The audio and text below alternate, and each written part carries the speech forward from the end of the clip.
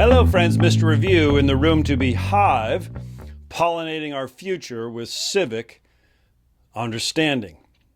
We're having such a great time talking about political participation. Democracy, remember, is a verb. We've been looking at those linkage institutions, political parties, interest groups, campaigns and elections, and media. And we've saved for our last discussion with respect to campaigns and elections that frustration for many of us. How expensive it is to win a modern campaign, an election. In our last presidential election, each presidential candidate raised and spent over $1 billion. Billion dollars. Mr. Review would love to be president. And to date, I've raised $1.78. I've got a long way to go. Let's take a quick look at campaign finance, particularly in presidential races. Now, some of you might be thinking that, rich Wall Street guys are just out there writing big fat checks, that our presidential candidates receive checks, $1 million here or $2 million there, or maybe a celebrity is writing a check for $5 million. It's not happening. There are strict rules. To understand those rules, let's just distinguish between two types of money in a modern presidential campaign: hard money and soft money.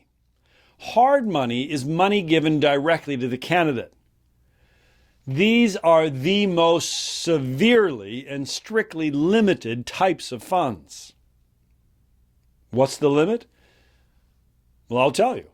In our last presidential election, even the most wealthy of citizens, the billionaires, could only give directly to the candidate $2,800. That's $2,800.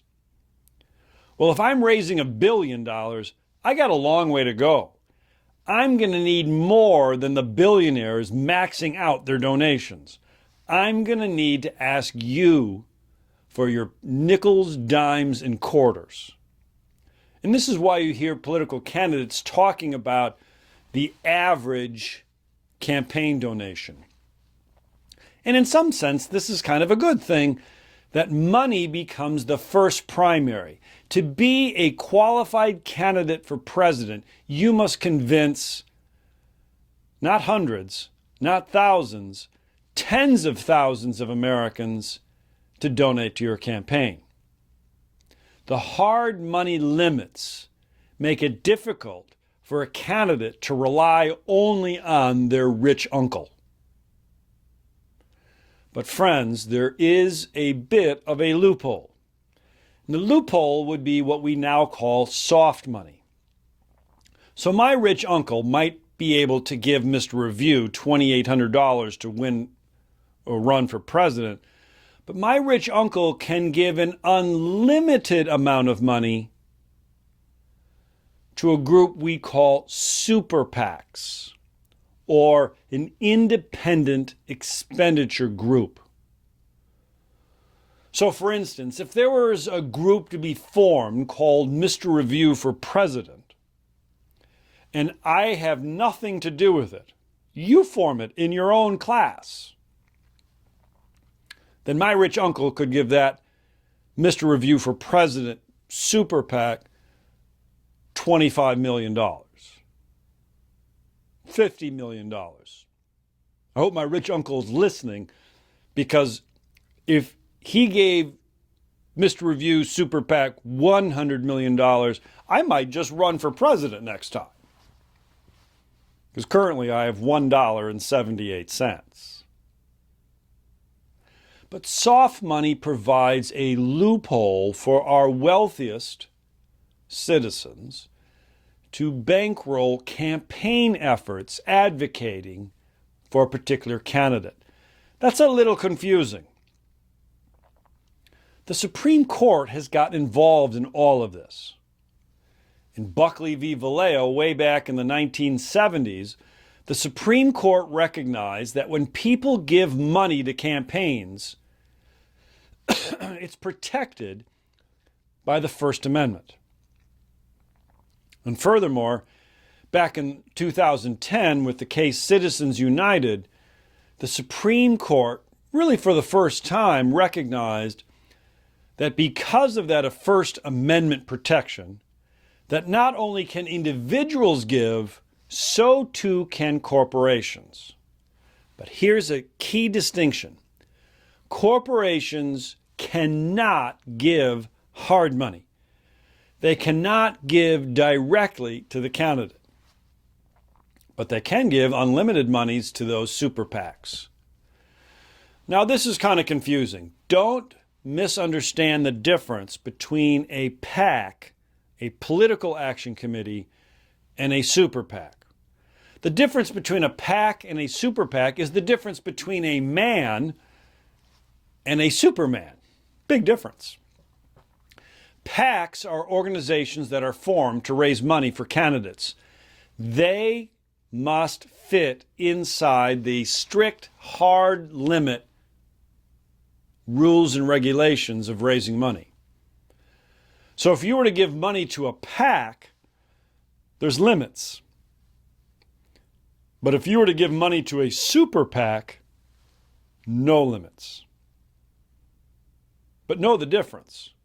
I can work with a PAC. I can, as a candidate, call a PAC and say, hey, I really could use your support. I cannot call and work closely with a super PAC. That would violate the laws. One more thing to remember about campaign finance. It's changed over time. Hard money limits have changed over time. Just go back and look at the Bipartisan Campaign Reform Act in early 2000s. Congress understood that there were issues with campaign finance, and so they made a compromise bill passed by Democrats and Republicans, signed by a president who's Republican. And this is the good news. As you and I might feel frustrated today about how much money is involved in winning a national election or even a state election. Shoot, even some of those school board elections are expensive. As frustrated as you and I might be, we don't want our democracy to be bought or purchased by those who've got the most. But the good news is laws change, laws evolve. As we, the people, lift up our voice, our representatives tend to reflect what we want. If you don't like the way campaign finance works, form an interest group. Form a PAC. Get involved. Remember, democracy isn't a noun, it's a verb. Campaign finance frustrating to you and me? Yes. Would Mr. Review like to be able to imagine being president, even though he's only got $1.78 in his presidential campaign account? Yeah. But maybe the ability to raise money is a sign or evidence that you've got a broad-based coalition. I'm just saying it's a little more complicated than it just looks like on the surface. And those laws do change over time. Have a good debate right now in your class about campaign finance. Do we like the current laws? Do we dislike the current laws? Has the system worked for your political party? Or has it worked against your current political party and your interest groups? Campaign finance, hard money, soft money, PACs, super PACs, independent expenditure groups, First Amendment rights. In a nutshell, it's our democracy. And don't forget, democracy is a verb.